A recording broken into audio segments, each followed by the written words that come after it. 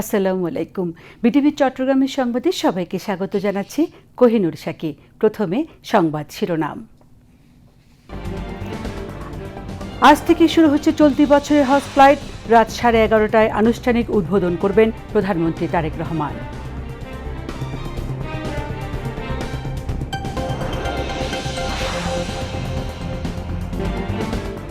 দেশে এপ্রিল ও মে মাসের পূর্ণ জ্বালানি সক্ষমতা রয়েছে। জুনের চাহিদা মাথায় রেখে পর্যাপ্ত জ্বালানি মজুদের চেষ্টা চলছে বললেন জ্বালানি প্রতিমন্ত্রী।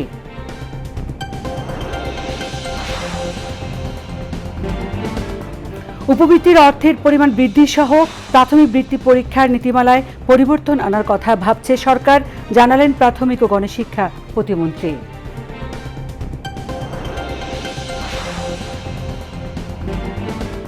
চট্টগ্রামের সবজির বাজার স্থিতিশীল। বাজারে এসেছে গ্রীষ্মকালীন সবজি, ভোজ্য তেলের বাড়তি দাম।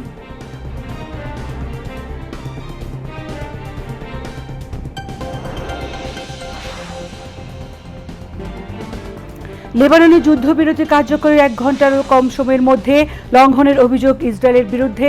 ইরানের সঙ্গে চুক্তির খুবই কাছাকাছি যুক্তরাষ্ট্র, দাবি ট্রাম্পের।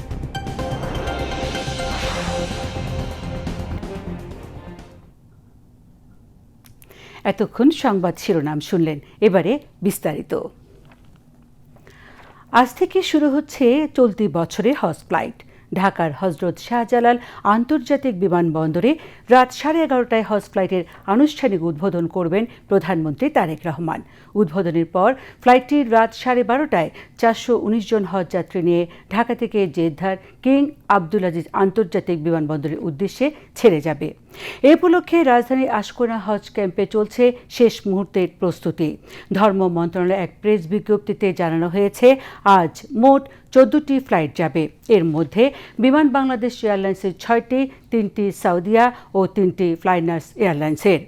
সংবাদ বিজ্ঞপ্তিতে আরও বলা হয়, 78,500 জন হজযাত্রী এবছর পবিত্র হজ পালনে সৌদি আরব যাবেন। তাদের মধ্যে সরকারি ব্যবস্থাপনায় যাবেন 4,565 জন এবং হজ এজেন্সির মাধ্যমে 73,935 জন। এদিকে সৌদি আরবের সঙ্গে স্বাক্ষরিত হজ চুক্তি অনুসারে মোট হজযাত্রী শতকরা 50% বিমান বাংলাদেশ এয়ারলাইন্স পরিবহন করবে। বাকি 50%-এর মধ্যে সৌদি আরবের সাউদিয়া এয়ারলাইন্স শতকরা 35% ও ফ্লাইনার্স এয়ার 15% হজযাত্রী পরিবহন করবে। উল্লেখ্য, চাঁদ দেখা সাপেক্ষে আগামী 26শে মে পবিত্র হজ অনুষ্ঠিত হবে। হজের আনুষ্ঠানিকতা শেষে 30শে মে হতে ফিরতি ফ্লাইট শুরু হবে এবং শেষ হবে 1 জুলাই। এপ্রিল ও মে মাসের জন্য দেশে পর্যাপ্ত জ্বালানি মজুদ রয়েছে বলে জানিয়েছেন বিদ্যুৎ, জ্বালানি ও খনিজ সম্পদ প্রতিমন্ত্রী অনিন্দ্য ইসলাম অমিত। আজ চট্টগ্রামে ইস্টার্ন রিফাইনারি লিমিটেডের পরিদর্শন শেষে সাংবাদিকদের সঙ্গে আলাপকালে তিনি এই তথ্য জানান। প্রতিমন্ত্রী বলেন, জ্বালানির চাহিদা নিরবচ্ছিন্ন রাখতে সরকার ধারাবাহিকভাবে কাজ করছে। অত্যন্ত দায়িত্ব নিয়ে এবং গর্বের সাথে বলতে পারি, বাংলাদেশের ইতিহাসে যেটি কখনোই হয়নি, বর্তমানে বাংলাদেশের ইতিহাসে সবচাইতে বেশি পরিশোধিত জ্বালানি আমাদের মজুদ রয়েছে। সেটিকে বিবেচনায় নিয়ে বলতে পারি, এপ্রিল এবং মে মাসে যেটি জ্বালানি চাহিদা সেটি পূরণের পূর্ণ সক্ষমতা বাংলাদেশ সরকারের রয়েছে এবং সেটি আমরা নিশ্চিত করতে সক্ষম হয়েছি। আমরা এখন মূলত জুন মাসের প্রয়োজন মেটাবার জন্য আমরা উদ্যোগ গ্রহণ করেছি, আমরা কাজ করছি। এদিকে মধ্যপ্রাচ্যে চলমান যুদ্ধের প্রভাবে সম্ভাব্য জ্বালানি সরবরাহে শৃঙ্খলা বজায় রাখতে সারা দেশে কাজ করছে ভিজিলেন্স টিম। এই টিমের কাজ হলো কেউ যেন অবৈধভাবে জ্বালানি তেল মজুত করতে না পারে। তবে কোথাও কোথাও সরবরাহে অনিয়ম এবং ভোগান্তির অভিযোগও তুলছেন ভোক্তারা। অন্যদিকে পেট্রোল পাম্প মালিকরা বলছেন, দেশে পর্যাপ্ত জ্বালানি মজুদ রয়েছে, সংকটের কোনো আশঙ্কা নেই।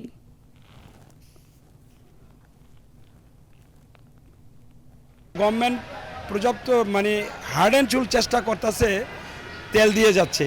আজ শুক্রবার কিন্তু তেল দেওয়ার কথা না, বন্ধের দিন, তবু তেল দিচ্ছে। তারপরও মানুষরা থামাইতে পারতেছে না। মানুষের এত এই যে বাইকগুলি এরা কোথায় নেয়, কোথায় রাখে এই তেল। কিছু কিছু অসাধু বাইক আছে যে নাই যে না তেল নিয়ে যে জমা করে না, এটাও কিন্তু সত্য। এত কিছুর মাধ্যমে দেখেন গভর্নমেন্ট কিন্তু তেলের দাম বাড়ায় নাই, তেলের দাম আগের মতোই রাখছে। অত্যন্ত চেষ্টা করে যেতেছে এই গভর্নমেন্ট তেল সাধারণ জনগণকে দেওয়ার জন্য সরকারের কাছে একটাই রিকোয়েস্ট, পাম্পগুলির ভিতরে যে নিরাপত্তা দেয়, এর নিরাপত্তার মধ্যে দিয়ে জানি করে রাখে, তাহলে তেল দেওয়া সম্ভব হবে। উপবৃত্তির অর্থের পরিমাণ বৃদ্ধি সহ সরকার প্রাথমিক বৃত্তি পরীক্ষার নীতিমালায় পরিবর্তন আনার কথা ভাবছে বলে জানিয়েছেন প্রাথমিক গণশিক্ষা প্রতিমন্ত্রী ববি হাজ্জাজ। আজ রাজধানীর মোহাম্মদপুর বৃত্তি পরীক্ষার কেন্দ্রে বাদশাহ ফয়সাল ইনস্টিটিউট পরিদর্শনে এসে প্রতিমন্ত্রী সাংবাদিকদের প্রশ্নের উত্তরে কথা বলেন। এদিকে দীর্ঘ ১৬ বছর পর বৃত্তি পরীক্ষার শুরু হওয়ায় ব্যাপক উৎসাহ লক্ষ্য করা গেছে অভিভাবক ও শিক্ষার্থীদের মাঝে। আরও জানাচ্ছেন কাজী শারমিন ইসলাম মেধা।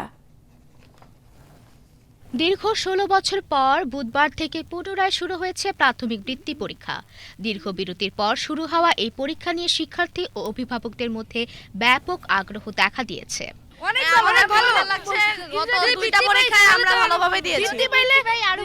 হলের যে একটা পরিবেশ পরিস্থিতি সবকিছু তাদের কাছে ভালো লাগছে, আমাদের ভালো লাগছে। 6 এর পড়ার ভিতরে 5 এর পড়াটা আসলে অনেক ওদের জন্য অনেক কষ্টকর, তাও কষ্ট করে পড়ে যদি বৃত্তি পায় তো আলহামদুলিল্লাহ। সৃজনশীল যে প্রশ্নগুলো করে সৃজনশীল দেওয়াটা ভালো আছে, আবার মনে করেন যে বাচ্চার অভিজ্ঞতাটাও হচ্ছে। যদি মনে করেন এই পরীক্ষাটা এখন না নিয়ে যদি আগেই নিত তাহলে বাচ্চাটা অনেক আরো ভালো করত। 3 পার্বত্য জেলা ব্যতীত দেশের 61 জেলায় একযোগে এই পরীক্ষা শুরু হয় 15 এপ্রিল। প্রথম দিনে বাংলা বিষয়ে পরীক্ষা অনুষ্ঠিত হয়।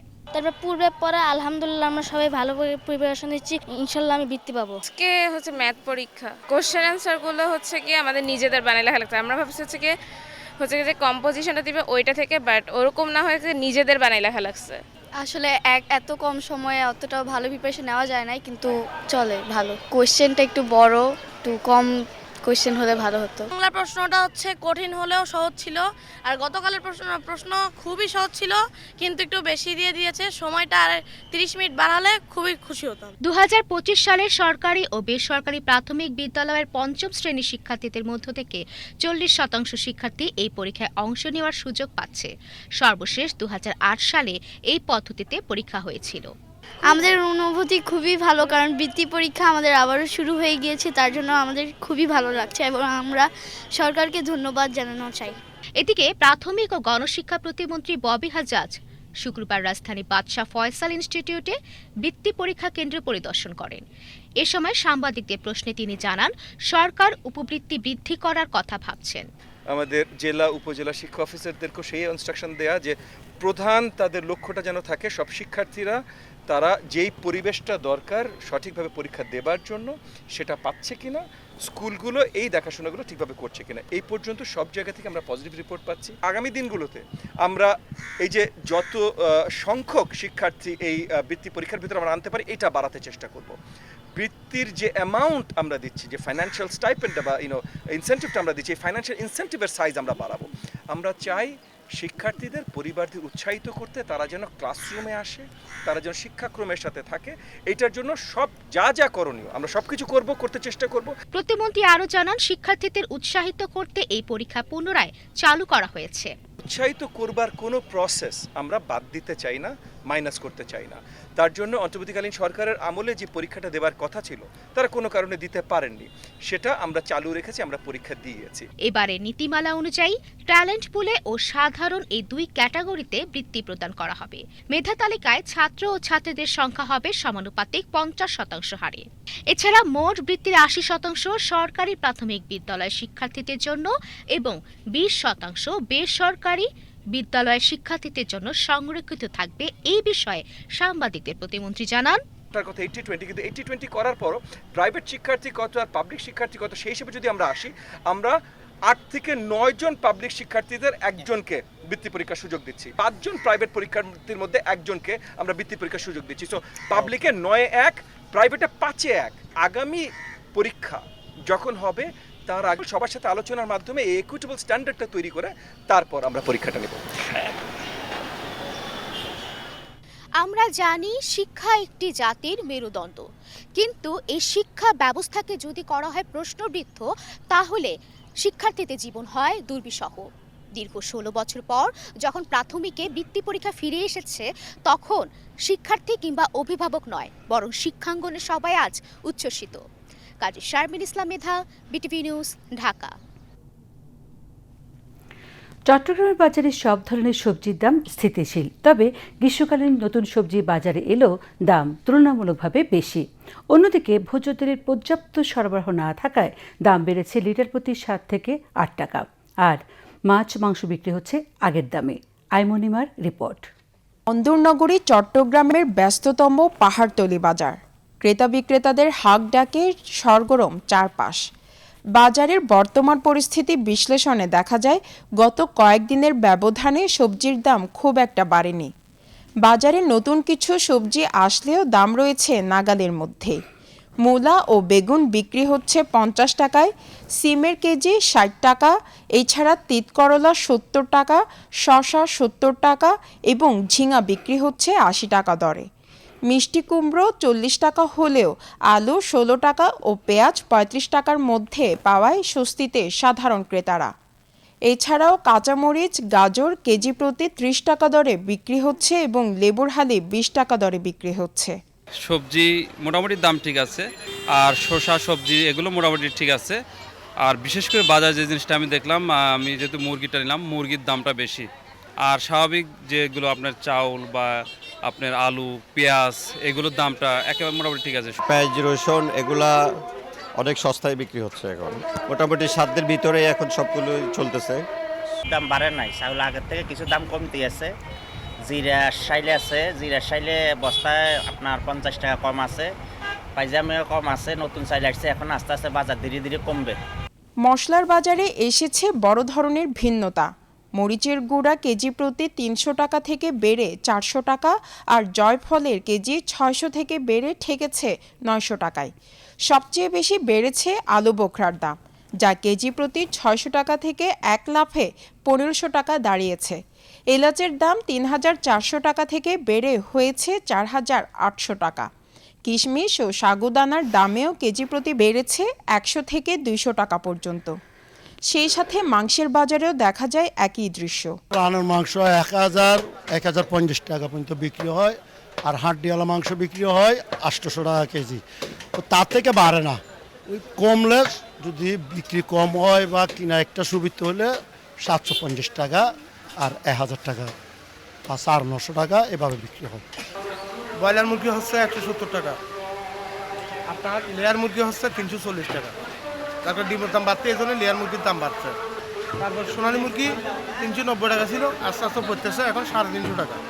ডিমের রেট ডেলি 40-50 টাকা করে বাড়তেছে। এখন আমরা যতটুকু জানি, শুনলাম যে ট্রাক আসতেছে না, এই জন্য ডিমের রেট বাড়তে। এখন আমরা ডজন 120-25 টাকা বিক্রি করতেছি। ছোটগুলো 120, বড়গুলো 125 টাকা বিক্রি করি। বাজারে তেলের সরবরাহ সংকটের কথা বলেছেন ব্যবসায়ীরা। ব্যবসায়ীদের দাবি, পর্যাপ্ত সরবরাহ না থাকায় লিটার প্রতি 7 থেকে 8 টাকা পর্যন্ত বাড়তি দাম গুনতে হচ্ছে ভোক্তাদের। তেলের দাম বাড়ছে, মিনিমাম ধরেন 40-50 টাকা 5 লিটারে বাড়ছে, লিটারে 7-8 টাকা বাড়ছে। কোনো কোম্পানি দিচ্ছে না, দিলে আপনি এটার সাথে চিনি গুঁড়া চাউল নিতে হবে, হলুদ নিতে হবে, মরিচ নিতে হবে, যেগুলো ওদের চলে না ওগুলোও দিয়ে দিবে। আর খোলা তেল এমনি ক্রাইসিস মার্কেটে, এই জন্যই খোলা তেলের দাম বাড়ছে। সরিষার তেল ধরেন না লিটার 250 টাকা, সয়াবিন তেল 195 টাকা। তবে ডাল, চিনি ও গুঁড়ো দুধের বাজারে তেমন কোনো পরিবর্তন দেখা যায়নি। মটর ডাল কেজি প্রতি 50 টাকা, মসুর ডাল 140 টাকা, দেশি মুগ ডাল 150 টাকা, চনার ডাল 85 টাকা, ছোলা 75 টাকা, চিনি 105 টাকা। চা পাতার দামও রয়েছে কেজি প্রতি 410 টাকার মধ্যে। সাধারণ মানুষের প্রত্যাশা, শুধু সবজি নয়, তেল ও মশলার বাজারেও ফিরে আসবে নিয়ন্ত্রণ। আইমন ইমা, বাংলাদেশ টেলিভিশন, চট্টগ্রাম। এবারে আন্তর্জাতিক সংবাদ।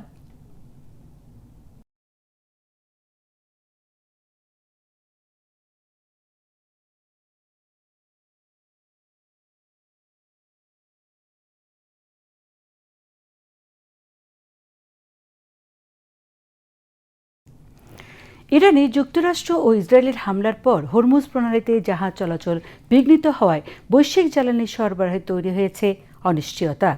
হরমুজ প্রণালী নিরাপদ করতে এখন মাইন অপসারণে নেমেছে যুক্তরাষ্ট্র, যদিও ঝুঁকি এখনও কাটেনি। অন্যদিকে লেবাননের যুক্তরাষ্ট্র ঘোষিত যুদ্ধবিরতি কার্যকর হওয়ার অল্প সময়ের মধ্যেই তা ভঙ্গের অভিযোগ উঠেছে ইসরায়েলের বিরুদ্ধে। একই সময়ে ওয়াশিংটন ও তেহরানের মধ্যে সম্ভাব্য চুক্তির ইঙ্গিত মিললেও তা ভেস্তে গেলেও আবারও বড় ধরনের সংঘাত শুরু হওয়ার আশঙ্কা রয়েছে। বিস্তারিত জাকিয়া জামান আনিকার ডেস্ক রিপোর্টে। গত ফেব্রুয়ারির শেষ দিকে ইরানে যুক্তরাষ্ট্র ও ইসরায়েলের যৌথ হামলার পর থেকেই মধ্যপ্রাচ্যের পরিস্থিতি উত্তপ্ত। তেহরানের পক্ষ থেকে হরমুজ প্রণালীতে জাহাজ চলাচলে বিঘ্ন সৃষ্টি হওয়ায় বৈশ্বিক জ্বালানি সরবরাহে দেখা দিয়েছে বড় ধরনের ঝুঁকি। এই অবস্থায় সমুদ্রপথ নিরাপদ রাখতে মাইন অপসারণে নেমেছে যুক্তরাষ্ট্র। অভিযানে ব্যবহার করা হচ্ছে আধুনিক ড্রোন, বিস্ফোরক বহনকারী রোবট এবং হেলিকপ্টার। তবে ঝুঁকি এখনও রয়ে গেছে। ইরানের সম্ভাব্য পাল্টা হামলার আশঙ্কা এখনও উড়িয়ে দেয়া যাচ্ছে না। এরই মধ্যে 10 দিনের যুদ্ধবিরতি কার্যকর হয়েছে লেবানন এবং ইসরায়েলের মধ্যে, কিন্তু কার্যকর হওয়ার মাত্র 1 ঘন্টার মধ্যেই তা লঙ্ঘনের অভিযোগ উঠেছে। লেবাননের দক্ষিণাঞ্চলের খিয়াম ও দিব্বিনে ইসরায়েলি আর্টিলারি হামলা চালিয়েছে। মেশিনগানের গুলিবর্ষণ এবং তল্লাশি অভিযানও চালানো হয়। লেবাননের স্বাস্থ্য মন্ত্রণালয়ের তথ্য অনুযায়ী চলমান সংঘাতে এখন পর্যন্ত প্রাণ হারিয়েছেন 2000-এর বেশি মানুষ, আহত হয়েছেন 7000-এরও বেশি। এর আগে এই যুদ্ধবিরতি ঘোষণা করেছিলেন যুক্তরাষ্ট্রের প্রেসিডেন্ট ডোনাল্ড ট্রাম্প ইসরায়েল ও লেবাননের নেতাদের সঙ্গে কথা বলার পর। তবে মাঠের বাস্তবতা বলছে ভিন্ন গল্প। এদিকে ইরানের সঙ্গে চুক্তির ব্যাপারে আশাবাদী যুক্তরাষ্ট্র। প্রেসিডেন্ট ট্রাম্প দাবি করেছেন তেহরান ইউরেনিয়াম ইস্যু সহ প্রায় সব শর্তেই রাজি হয়েছে। তবে একই সঙ্গে সতর্কবার্তাও দিয়েছেন মার্কিন প্রতিরক্ষা মন্ত্রী পিট হেগসেথ। চুক্তি না হলে যুদ্ধের জন্য প্রস্তুত রয়েছে যুক্তরাষ্ট্র। অন্যদিকে ইরানের বিরুদ্ধে যুক্তরাষ্ট্রের প্রেসিডেন্ট ডোনাল্ড ট্রাম্পের সামরিক তৎপরতা বন্ধ করার প্রস্তাব মাত্র 1 ভোটের ব্যবধানে নাকচ হয়েছে মার্কিন প্রতিনিধি পরিষদে। এর আগে সিনেটেও বিরোধী দল ডেমোক্র্যাট পার্টির আনা এ ধরনের একটি প্রস্তাব চতুর্থবারের মতো নাকচ হয়। এর আগে পাকিস্তানের প্রধানমন্ত্রী শাহবাজ শরীফের সঙ্গে বৈঠক করেছেন সৌদি যুবরাজ মোহাম্মদ বিন সালমান। বৈঠকের গুরুত্ব পেয়েছে যুক্তরাষ্ট্র ইরান সংলাপ এগিয়ে নেওয়ার বিষয়টি। ইরানের পার্লামেন্ট স্পিকার বলেছেন, লেবাননের পরিস্থিতি বৃহত্তর আঞ্চলিক সমঝোতার অংশ। সব মিলিয়ে একদিকে কূটনৈতিক চেষ্টা, অন্যদিকে যুদ্ধের প্রস্তুতি। সপ্তাহান্তে যদি কোনো চুক্তি না হয় তাহলে আবারও সংঘাত ছড়িয়ে পড়ার আশঙ্কা রয়েছে পুরো অঞ্চলে। আর এর প্রভাব পড়তে পারে বৈশ্বিক অর্থনীতি থেকে শুরু করে জ্বালানি বাজারেও। জাকিয়া জামান আনিকা, বিটিভি নিউজ। মধ্যপ্রাচ্যের সংঘাত এখন শুধু জ্বালানিতে সীমাবদ্ধ নেই, এটি ধীরে ধীরে খাদ্য নিরাপত্তার দিকেও বড় হুমকি হয়ে উঠছে। হরমুজ প্রণালীতে অস্থিরতায় প্রতিদিন 1 কোটির বেশি ব্যারেল তেল সরবরাহ ব্যাহত হচ্ছে, ফলে বিশ্বজুড়ে জ্বালানির দাম বেড়েছে। এর প্রভাব পড়ছে সরাসরি কৃষিতে। সার, সেচ ও পরিবহন খরচ বাড়ায় খাদ্য উৎপাদন কমার আশঙ্কা তৈরি হয়েছে। আন্তর্জাতিক সংস্থাগুলোর সতর্ক বার্তা, দীর্ঘস্থায়ী হলে তা বৈশ্বিক খাদ্য সংকটে রূপ নিতে পারে। সবচেয়ে বেশি ঝুঁকিতে দরিদ্র ও আমদানি নির্ভর দেশগুলো। আরও জানাচ্ছেন জাকিয়া জামান আনিকা। ইরানকে ঘিরে সংঘাতের জেরে হরমুজ প্রণালীতে জাহাজ চলাচল ব্যাহত হওয়ায় বিশ্বজুড়ে তেল সরবরাহে বড় ধরনের ধাক্কা লেগেছে। ফলে তেলের দাম বেড়েছে প্রায় 50% পর্যন্ত, যা সরাসরি প্রভাব ফেলছে পরিবহন, বিদ্যুৎ এবং উৎপাদন খরচে। বিশ্লেষকদের মতে প্রতিদিন প্রায় 1 কোটির বেশি ব্যারেল তেল সরবরাহ বিঘ্নিত হচ্ছে, আর 2026 সালে বৈশ্বিক তেলের বাজার ঘাটতিতে পড়তে পারে। আন্তর্জাতিক জ্বালানি সংস্থার আশঙ্কা এটি হতে পারে সাম্প্রতিক ইতিহাসের সবচেয়ে বড় জ্বালানি সংকটগুলোর একটি। এই জ্বালানি সংকট এখন ধীরে ধীরে ছড়িয়ে পড়ছে অর্থনীতি থেকে খাদ্য ব্যবস্থায়, কারণ তেলের দাম বাড়লে শুধু পরিবহনই না, কৃষি উৎপাদনের খরচও বেড়ে যায়। সারের উৎপাদন থেকে শুরু করে সেচ, ফসল পরিবহন সবকিছুই জ্বালানির উপর নির্ভরশীল। ফলে জ্বালানি সংকট দীর্ঘস্থায়ী হলে তা সরাসরি খাদ্য উৎপাদন কমিয়ে দিতে পারে। আর এই চাপ সব সবচেয়ে বেশি পড়বে সেই দেশগুলোর উপর যাদের খাদ্য ও জ্বালানি আমদানির উপর নির্ভরশীল এবং যাদের অর্থনীতি ইতোমধ্যেই দুর্বল।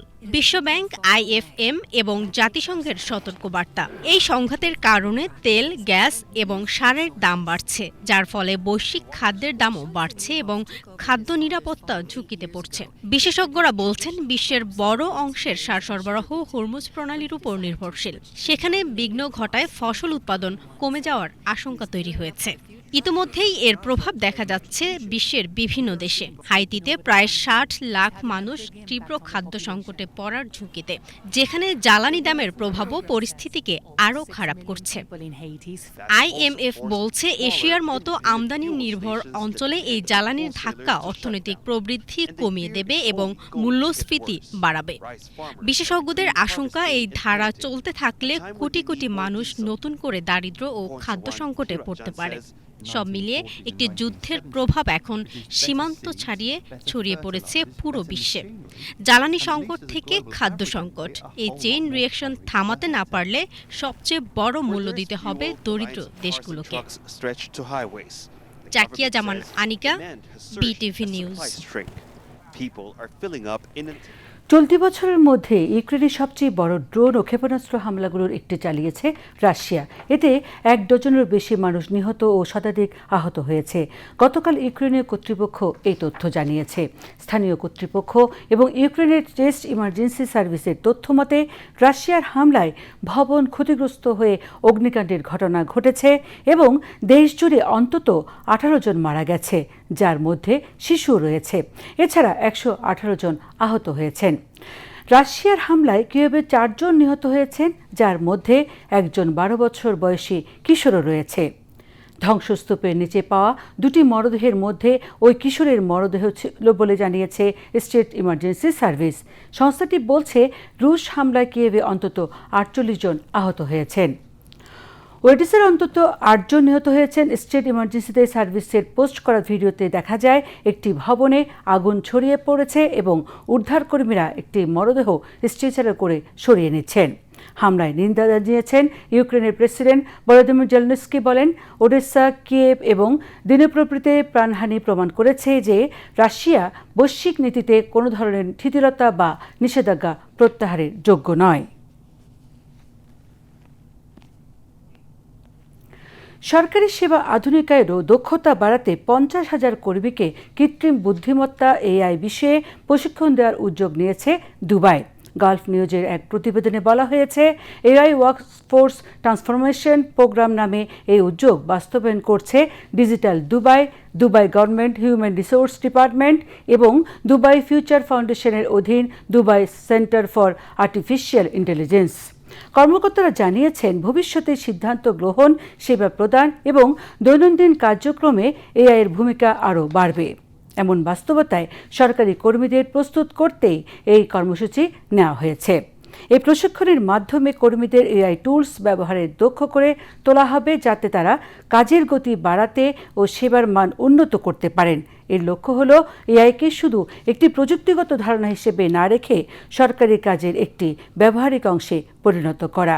কর্মসূচিতে সিনিয়র কর্মকর্তা থেকে শুরু করে মাঠ পর্যায়ের কর্মীদের জন্য আলাদা প্রশিক্ষণের ব্যবস্থা রাখা হয়েছে।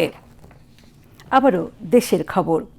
চট্টগ্রামে মহান স্বাধীনতা ও জাতীয় দিবস উপলক্ষে সিটি কর্পোরেশনের আয়োজনে শিশুদের চিত্রাঙ্কন প্রতিযোগিতা অনুষ্ঠিত হয়েছে। স্থানীয় জেলা স্টেডিয়ামের জিমনেশিয়াম মাঠে বইমেলা প্রাঙ্গণে প্রতিযোগিতায় নগরীর বিভিন্ন শিক্ষা প্রতিষ্ঠানের বিপুল সংখ্যক শিশু শিক্ষার্থী অংশগ্রহণ করে। City mayor doctor Shahadat Hossain প্রতিযোগিতায় অংশগ্রহণকারী শিশু কিশোরদের আঁকা ছবি ঘুরে দেখেন এবং তাদের সৃজনশীলতা ও দেশপ্রেমমূলক ভাবনার প্রশংসা করেছেন। এ সময় মেয়র বলেন, নতুন প্রজন্মের মাঝে মুক্তিযুদ্ধের চেতনা ও দেশপ্রেম জাগ্রত করতে এ ধরনের আয়োজন অত্যন্ত গুরুত্বপূর্ণ।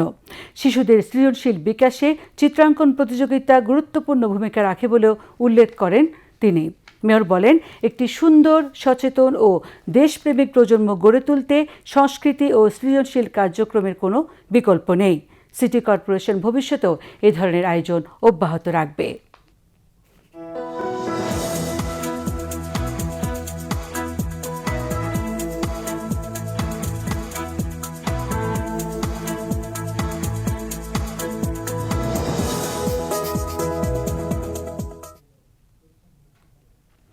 পতেঙ্গা আবহাওয়া অফিস জানিয়েছে আগামীকাল সন্ধ্যা ৬টা পর্যন্ত চট্টগ্রাম এবং পার্শ্ববর্তী এলাকায় আকাশ সাময়িকভাবে আংশিক মেঘলা অথবা মেঘাচ্ছন্ন থাকতে পারে। সেই সাথে অস্থায়ীভাবে দু এক জায়গায় দমকা অথবা ঝোড়ো হাওয়া সহ বৃষ্টি অথবা বজ্রসহ বৃষ্টিপাতেরও সম্ভাবনা রয়েছে। দিন ও রাতের তাপমাত্রা প্রায় অপরিবর্তিত থাকতে পারে। পরবর্তী ২৪ ঘন্টায় আবহাওয়ার সামান্য পরিবর্তনের সম্ভাবনা রয়েছে। নগরীতে আজ সর্বোচ্চ তাপমাত্রা ছিল ৩৩.৪ ডিগ্রি সেলসিয়াস, যা স্বাভাবিকের চেয়ে ১.৬ ডিগ্রি বেশি, এবং সর্বনিম্ন তাপমাত্রা ছিল ২৬.৪ ডিগ্রি সেলসিয়াস, যা স্বাভাবিকের চেয়ে ৩ ডিগ্রি বেশি। আগামীকাল চট্টগ্রামে সূর্যোদয় ৫টা ৩১ মিনিটে এবং সূর্যাস্ত ৬টা ১৪ মিনিটে। এবারে জানিয়ে দিচ্ছি কর্ণফুলী নদীতে আগামীকালে জোয়ার ভাটার সময়সূচি। ভাটা শুরু হবে রাত ১২টা ৫৬ মিনিটে, জোয়ার সকাল ৭টা ৪১ মিনিটে